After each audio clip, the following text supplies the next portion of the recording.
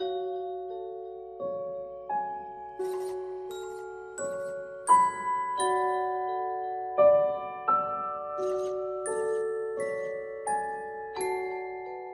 makabagong panahon ngayon, bilang na lamang sa daliri ang mga naniniwala sa mga kwentong lamang lupa at elemento. May iilan pa rin naman ang naniniwala tungkol sa kababalaghang ito. Mga nilalang na hindi natin aakalain na nabubuhay pala sa mundong ibabaw. Aswang, duwende, kapre, amaranhig, manananggal at engkanto. Sa tuwing naririnig mo ang mga katagang iyan, ano ang pumapasok sa isip mo? Marami sa atin ang nag-iisip na ang mga nilang na nabanggit sa itaas ay panakot lamang sa mga bata. Mga kwentong gawa-gawa lamang. Kwentong hindi makatotohanan. Kwentong nabuo sa mapaglarong imahinasyon ng isang manunulat. Davy Aribello. Sa pangalang iyon ay mas kilala ako ng karamihan. Davy ang totoo kong pangalan, Kuya Barry. Samantalang ang Aribello na may dating apelyido ng samahan naming mga manunulat sa mundo ng roleplay o mas kilalang bilang role-playing world. Ako'y 19 na taong gulang. Nagmula sa isa sa mga probinsya ng Panay. First year BSIS college student sa isang kagalang-galang na paaralan. 4 kaming magkakapatid at ako ang ikalawa. Hindi ko alam, Kuya Barry, kung dapat ko bang isama ito, ngunit ako'y nagmula sa isang watak na pamilya. Ako po ay isang manunula at manunulat. 99% ang mga akda ko'y likha lamang ng sariling imahinasyon, ngunit ang natirang 1%'y nakuha sa karanasan ng ibang tao. Sa pagkakataong ito, hayaan niyo akong ibahagi ang sariling naging karanasan ko't nadiskubre. Karanasan na hindi mo aakalain na makatotohanan. Kagaya ng iniisip niyo, ang kwentong ito'y puno ng kababalaghan na ang paksa ay tungkol sa nilalang na tinatawag nating mga aswang.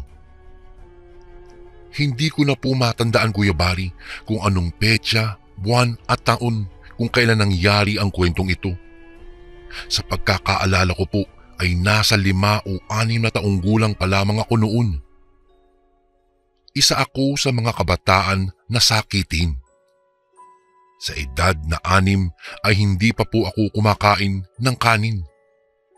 Sa katunayan, hanggang sa 9 na taong gulang na po ako, ay hindi pa rin ako gaanong kumakain ng kanin. Kumakain naman po ako, ngunit inilalabas ko kaagad.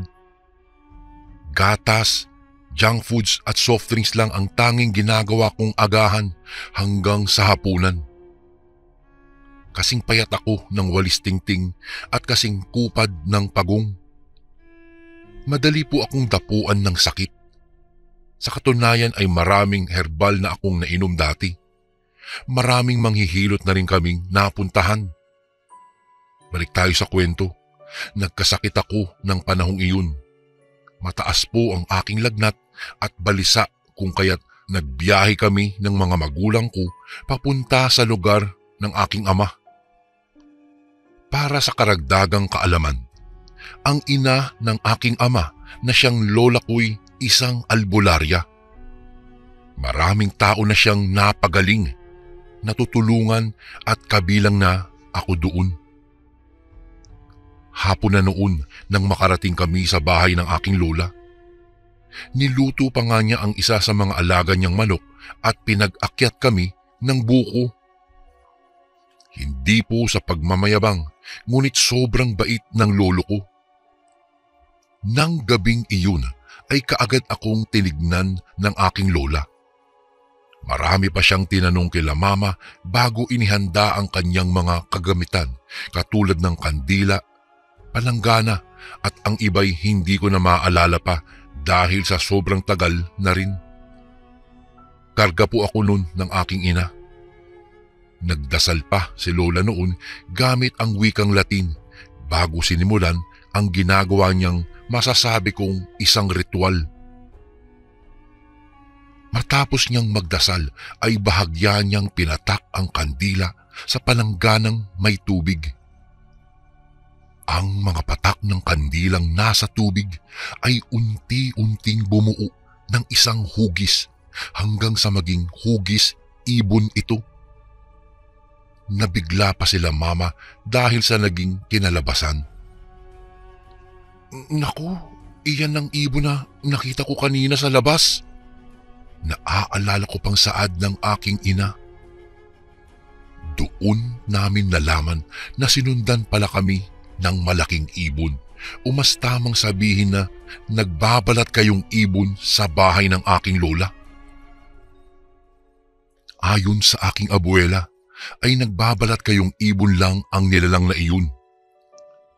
Isa po itong uri ng aswang kuyabari. Ngunit hindi na sila mama na bigla pa ng ilahad ni lola na kapitbahay namin ang tinutukoy nitong aswang. Kalat na kasi sa aming baryo na aswang daw ang pamilya ng aming kapitbahay. Isa pa, hindi iyon ang unang beses na ginambala niya ako, maging ang aking pamilya. Naranasan na rin iyon ng pinsan ko at ni mama. Ibinalot ni lola ang patak ng kandila na naghugis ibon, saka ipinainom sa akin ang tubig nito. Nang gabing iyon ay bumuti ang aking pakiramdam. Nakatulog pa nga ako ng mahimbing ng gabing iyon. Kinaumagahan ng araw na iyon, kaagad kaming bumiyahe pabalik sa bahay. Nakausap at nakalaro ko pa nga noon ang dalawang anak ng aming kapitbahay. Hindi ko na rin nabanggit pa sa kanila ang tungkol sa nalaman ko sa pamilya nila. Hindi naman ako natakot sa kanila, pero hindi talaga ako sumasama sa bahay nila sa takot na baka ako na ang ihahain nila sa kanilang mesa. Nang mga sumunod na araw ay naging maayos naman ang lahat. Dumating ang kaarawan ko at imbitado pa nga sila. Niregaluhan pa nga ako noon ni ate ng teddy bear saka 2 bestida. Nagustuhan ko naman ang iniregalo nila, lalo na ang teddy bear. Dahil sa totoo lang Kuya Bari ay parang kapares siya ng isa ko pang teddy bear. Lalaki kasi ang teddy bear ko, samantalang babae naman ang ibinigay niya, kaya bagay na bagay at magkasing mukha pa. Subalit tungkol naman sa 2 bestida, tako talaga akong suotin iyon. Naglaro kasi sa isipan ko na baka maging aswang na rin ako kapag sinuot ko iyon. Hindi pa nagtapos ang kwento ko. Balik tayo sa binanggit kong naging karanasan ni mama dulot rin ng kapitbahay naming aswang. Ayon kay mama, ay buntis siya ng mga panahong iyon sa bunso kong kapatid. Bago ko po ipagpatuloy ang kwentong ito ay may request sana ako sa iyo kasundo. Isang pindot lang ito kasundo sa subscribe button namin.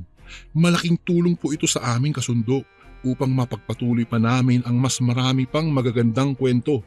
Salamat sa pag-subscribe mo, bagong kasundo. Mahimbing ang kanyang pagkakatulog nang bigla na lamang daw siyang nagising. Balisa siya at pakiramdam niya ay parang may nakamasid sa kanya. Aksidenteng napasulyap siya sa labas ng bintana. Halos manigas pa ang kanyang katawan nang masulyapan ang taong nakatagilid habang nakatitig sa kanya ang namumula nitong mga mata. Umurong daw ang dila ni mama ng sandaling iyon at nanigas sa kinahihigaan. Idagdag mo pa na tanging ilaw lang sa labas ng bahay ang tanging nagbibigay ng liwanag dahil nakapatay ang ilaw namin sa loob. Titig na titig sa kanya ang lalaking nasa labas. Sa kabutihang palad ay bigla na lamang nagising ang aking ama. Nagtaka pa nga si Papa nang maabutan ni Mama na nasa ganoong sitwasyon. Sabi ng aking ama ay sobrang namumutla daw ang aking ina at malamig ang mga kamay. "Oh, anong nangyari sa'yo?" Kunot noong tanong ng aking ama na nagpabalik ulirat kay Mama, ngunit hindi pa rin nagawang makapagsalita. Sinulyapan lang ni Mama si Papa bago ibinalik ang tingin sa bintanang nakabukas. Sa pagkakataong iyon ay wala na roon ang lalaking tumititig sa kanya. Hindi na nakatulog ang aking ina ng gabing iyon hanggang sa abutan siya ng bukang liwayway. Kinaumagahan ay kaagad niyang kinausap ang aking lola, ang ina ni Mama. Kinwento ng aking ina ang nakita niya ng gabing iyon. Kapwa na bigla pa sila lola at papa dahil sa kanilang narinig. Nang araw ding iyon ay kaagad nilang sinarado ang bintana. Hindi na rin nilang nagawa pang harapin ang aswang na iyon, sa halip ay binigyan na lamang ni Mama ng proteksyon laban sa mga nilalang katulad ng aswang. Ilang buwan pa ay saka ipinanganak ng aking ina ang kapatid ko. Ang nakakatawa pa nga, Kuya Bari, ay akala niya noong una ay magbabanyo lang siya, subalit hindi niya aakalaing manganganak na pala siya. "Naku, mabuti na lang at hindi ka pinayagan na magbanyo dahil kung nagkataon, nailabas mo sa inidoro yang si Darren." Komento pa ng mga taong nakarinig ng kwento ng aking ina. Noong ipinanganak ng aking ina si Darren ay sobrang sakitin din ito. Ilang beses pang naospital ang kapatid ko. Maraming gamot ang itinurok sa kanya. Ipinaalaga ng aking ina si Darren sa lola namin, sa nanay na aking ina. Balik kay lola talaga lumaki ang bunso naming kapatid hanggang sa mag-kinder ito. Nabitin pa rin ba kayo sa kwento ko? Nako, hayaan niyo ako't itutuloy ko ang kwento na naging karanasan naman ng bunso kong kapatid na si Darren. Grade 3 po ako noong lumipat kami sa isang baryo. Medyo malapit lang naman siya sa lugar na nilisan namin. Nang mga panahong iyon ay maganda pa ang takbo ng negosyo ng aking ama. Bata pa noon si Darren. Sa pagkakaalala ko po ay siya ang pinakamalusog sa amin kahit na minsan na ring naging sakitin. Hindi katulad ko at ng kapatid kong si Yuan ay hindi siya mapili sa mga pagkain. Makulit pa nga at sobrang ingay. Gabi noon, malakas ang ulan. Nagkataon pa na binisita kami ng dating kapitbahay naming aswang. Para hindi kayo maguluhan, itago natin siya sa pangalan na Tito Lorenzo. Hindi nagtagal ay umalis din naman ito, subalit ng maghahating gabi na ay nagising na lamang kami dahil sa iyak ni Darren. Sabi ni Lola ay sobrang taas daw ng lagnat nito, subalit kasing lamig naman ng yelo ang mga kamay at paa nito. Balisa pa si Darren at iyak ng iyak. "Mata! May dalawang mata!" Nabubulol pa na iyak ni Darren habang takot na nakaturo sa kisame.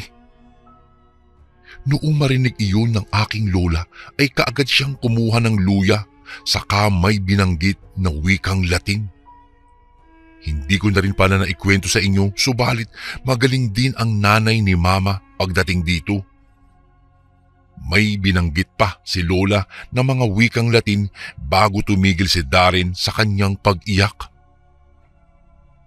Kinabukasan ng araw na iyon ay kaagad na hinanap ni Lola si Tito Lorenzo. "Ikaw naman, Lorenzo, umalis ka na nga kagabi. Iniwan mo pa ang dalawa mong mga mata. Iyak ng iyak tuloy kagabi si Darren. Sa susunod, ako na mismo ang magtatanggal niyan." Narinig ko pang saad ni Lola kay Tito Lorenzo. Hindi naman nakaimik itong si Tito Lorenzo. Tahimik lang itong umalis. Simula noon ay hindi ko na siya nakita pa hanggang sa nabalitaan ko na umalis na raw ito at nagtrabaho sa ibang lugar. Sa kasalukuyan ay wala pa rin akong may nabalitaan tungkol sa pamilya nila. Ngunit kung saan man sila ngayon naroroon ay sana'y wag na silang bumalik pa. Hindi ko na po patatagalin pa ang aking kwento. Ito ang totoong naging karanasan ko sa kamay ng mga aswang. Hindi ko nilalahat. May aswang na mabait. May aswang rin na masama. Nakadepende iyon sa paraan ng pagtrato mo sa kanila. Huwag rin po kayong matakot sa kanila dahil kapag malaman nilang natatakot ka, ay hindi ka nila titigilan. Hindi ko po kayo pinipilit na paniwalaan ang kababalaghang ito, subalit ang tanging maipapayo ko lamang ay laging maging handa sa lahat ng oras. Manatiling matatag at pagtibayin ang pananampalataya sa ating Panginoong Diyos. Isa pong karanasan na hindi ko po malilimutan magpasa hanggang ngayon, Kuya Bari, na nagkaroon po kami ng kapitbahay na aswang. Hanggang dito na lang po ang aking kwento. Salamat po ng marami. Magandang araw po sa lahat ng kasundo. Lubos na gumagalang, Davy Aribelio. And again, maraming salamat po mga kasundo. Don't forget to subscribe and i-click nyo lang po yung bell na button para updated po kayo sa mga upcoming videos namin na paparating. Maraming salamat po ulit. God bless and ingat po lagi dyan. Ito po si Kuya Bari at ako ang Sundo.